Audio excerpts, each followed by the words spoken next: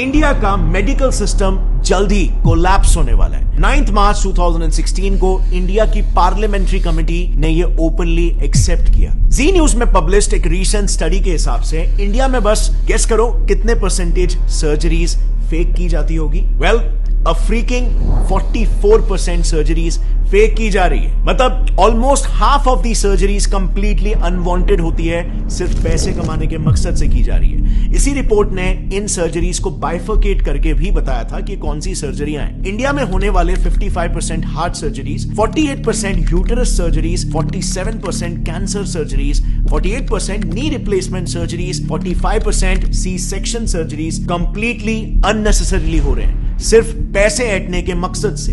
Reason सिर्फ और सिर्फ एक, कॉर्पोरेटाइजेशन ऑफ हॉस्पिटल्स, यानी कि हॉस्पिटल्स को भी कॉर्पोरेट कंपनीज की तरह टारगेट और प्रॉफिट सेंट्रिक बना देना। एक काफी इंटरेस्टिंग रिसर्च पेपर है जिसमें रिसर्चर्स ने महाराष्ट्र के टॉप हॉस्पिटल्स के 43 specialist doctors, senior government x officials और कॉर्पोरेट हॉस्पिटल्स के मैनेजर्स को तक इंटरव्यू किया, ताकि वो इन हॉस्पिटल्स में जो कंपनीज की तरह ही टारगेट बेस्ड स्ट्रक्चर चल रहा है उसे पब्लिकली एक्सपोज कर पाए। And the results were shocking. So, सबसे पहले तो सैलरीज की बात करते हैं।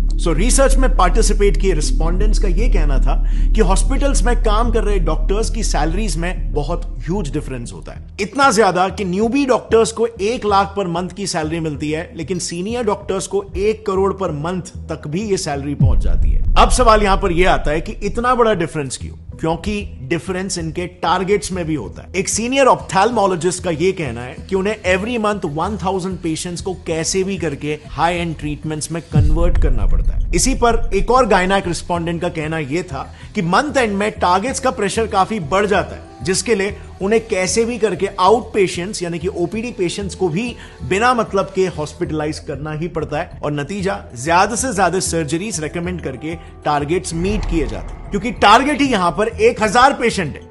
अब आप खुद ही सोचो, हर हॉस्पिटल में, हर डिपार्टमेंट, जैसे ऑप्थेल्मोलॉजी में ही ले लो, उसमें मिनिमम 5 से 6 डॉक्टर्स होते हैं और सबको सिमिलर टारगेट्स दिए जाते हैं। तो just imagine hospitals profit and our loss. And by the way, these targets are taken very seriously. उसी रिसर्च में कई सारे सीनियर डॉक्टर्स का यह कहना था कि अगर कोई डॉक्टर अपने टारगेट्स को लगातार 2 महीनों तक मिस करता है तो बिल्कुल कॉर्पोरेट जैसा ही उसको वर्बल वार्निंग मिल जाएगी या फिर एक मेमो दिया जाएगा, और उसके बाद भी अगर टारगेट्स मीट नहीं होते तो of course tata bye bye. So आप यहां पर देख सकते हो हॉस्पिटल इंडस्ट्री कैसे एक सर्विस इंडस्ट्री होनी चाहिए, जिसमें कस्टमर, पेशेंट टॉप प्रायोरिटी होना चाहिए, बट यहां पे प्रॉफिट टॉप प्रायोरिटी हो जा रहा है। और bye the way, in targets का ट्रैक भी हॉस्पिटल हायर्ड मैनेजमेंट प्रोफेशनल्स यानी कि एमबीएस, जो कि बड़े बड़े एमएनसीज में ऑपरेटिंग ऑफिसर्स, एग्जीक्यूटिव, सुपरवाइजर्स ऐसे काम करते हैं। ये लोग बकायदा डॉक्टर्स के इन टारगेट्स का ट्रैक रखते हैं, एंड ऑफ कोर्स यहां पर डॉक्टर्स भी उतने ही डेडिकेशन के साथ ये टारगेट्स को पूरा करते हैं, क्योंकि जैसे हमने देखा उनकी सैलरी बहुत ही हाई होती है। लेकिन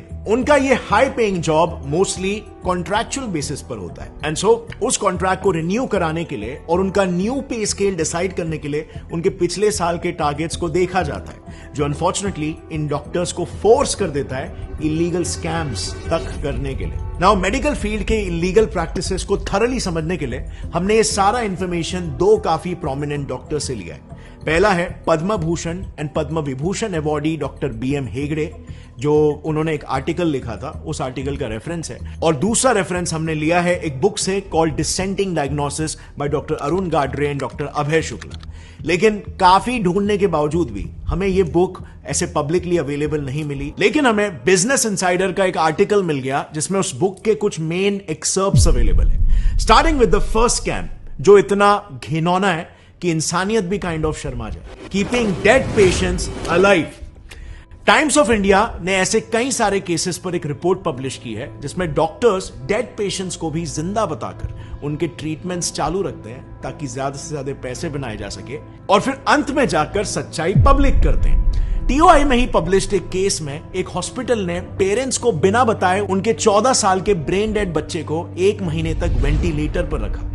1 महीने तक जो बच्चा मर चुका था उसे जिंदा बताया गया और वेंटिलेटर पर रखा, खर्चा जनरेट किया, एंड बाद में हॉस्पिटल गिल्टी प्रूव भी हुआ, एंड उनकी फैमिली को 5 लाख रुपए कॉम्पेंसेशन के लिए दिए। अब 5 लाख रुपए मॉनेटरी कॉम्पेंसेशन तो हॉस्पिटल को देने पड़े, बट ये आप और मैं भी जानते हैं कि उस वक्त पेरेंट्स ने जब ये बात सुनी होगी, जब ये सच्चाई उन्हें पता चली होगी, तो उन पर क्या बीती होगी।